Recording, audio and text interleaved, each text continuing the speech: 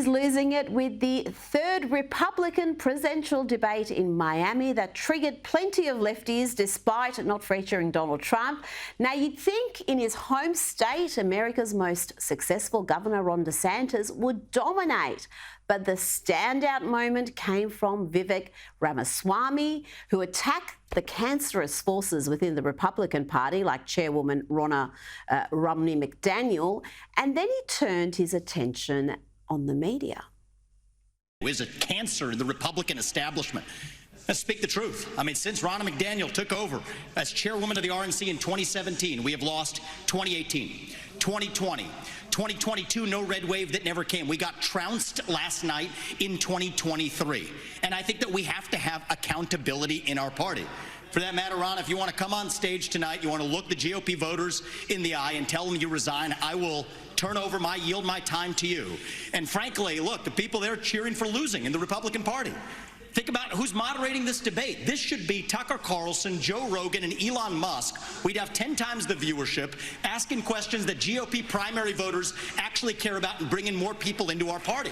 You think the Democrats, I mean, we've got Kristen Welker here, you think the Democrats would actually hire Greg Gutfeld to host a Democratic debate?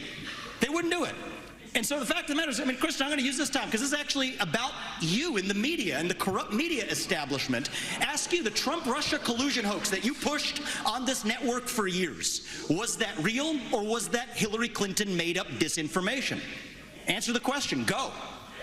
Mr. Ross. Sorry. This is how we get our country back. We need accountability.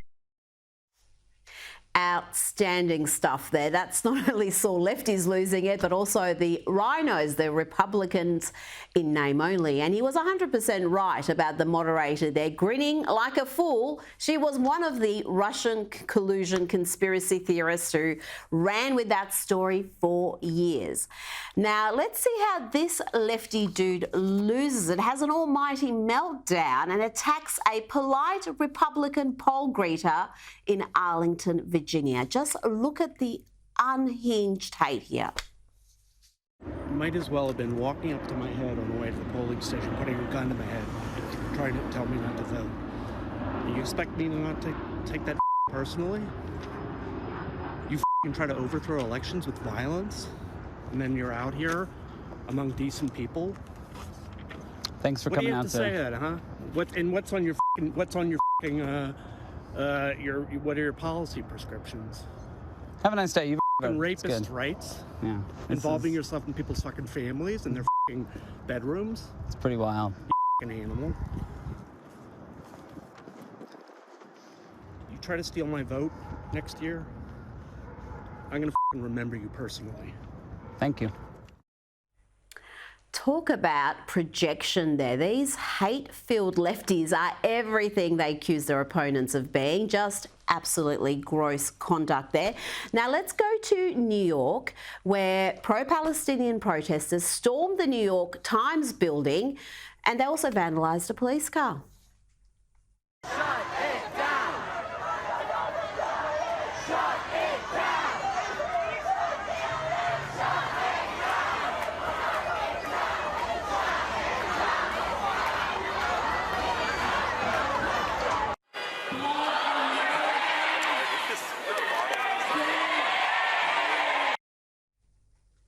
Now, here are some lefties losing it in Philadelphia. These are healthcare workers staging a die-in for Palestine.